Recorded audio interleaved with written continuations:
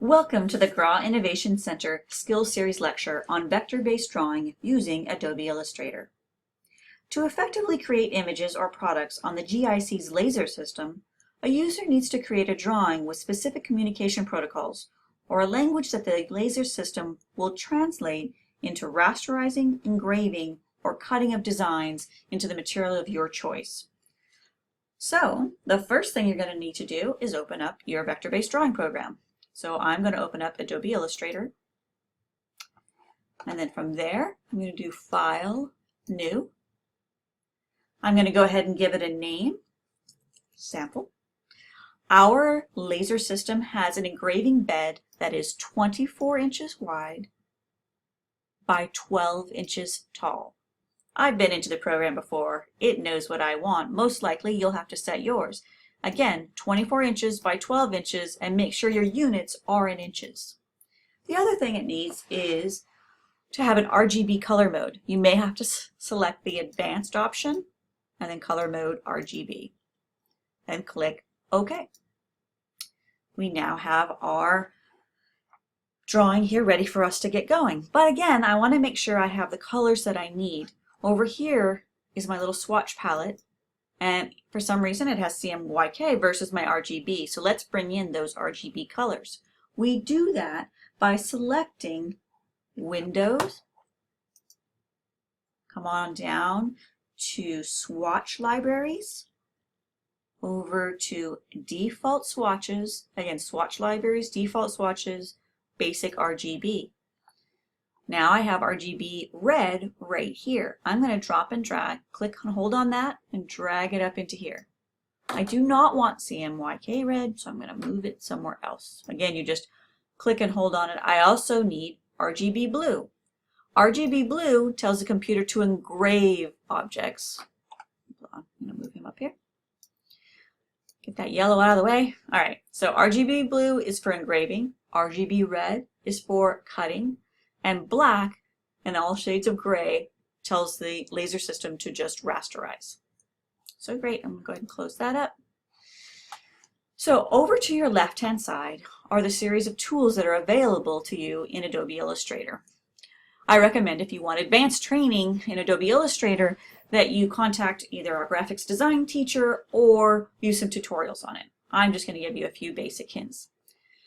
So I am going to just make a nameplate for myself.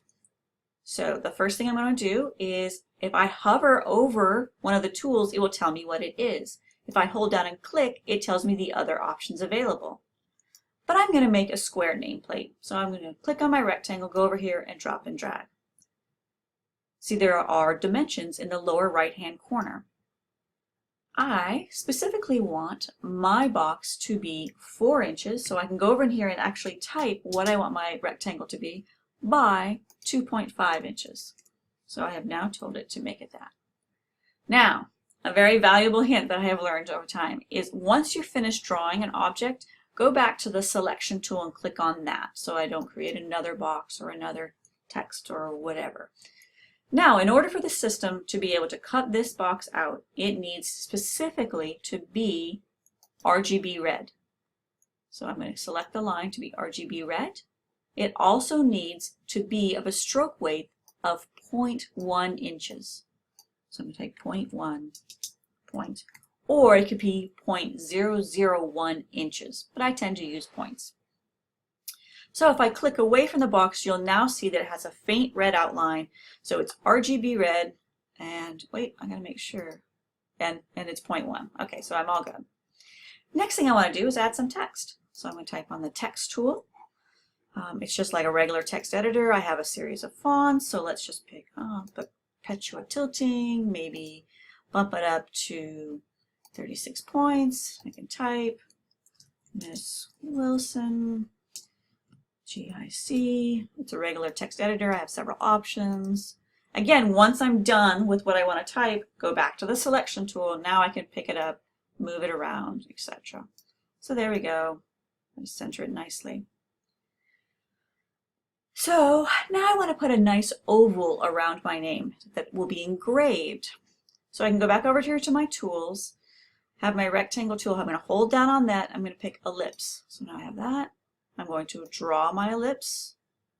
Okay, I know it's not perfectly centered. Once I'm done, oops. So now I need to change, I don't want it to be filled, so no fill, slash. And I want it to be RGB blue. RGB blue. And again, I need my stroke to be 0.1 points. So go back to my selection tool. And I click somewhere else. I can see there's that faint blue line around it, but let's say I don't like where it is, so I'm going to move it around a little bit. So there. So let's say the last thing I want to do, and that seems to be most common, is add an image from somewhere else.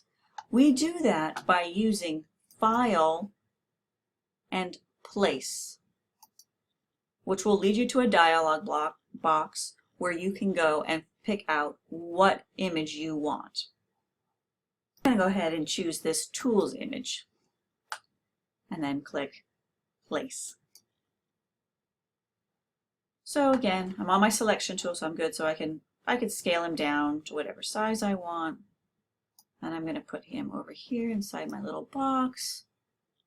Maybe even make him a little smaller, just right in the corner there, this little like thing here. So now I have, whoops, I'm getting over my line, back down. All right, great. So now I have this little, so if ever you want, and what the system will do is take any images that you place in them, and once we send it to the laser system to be cut out, it will convert those to a grayscale image. So that's all for today.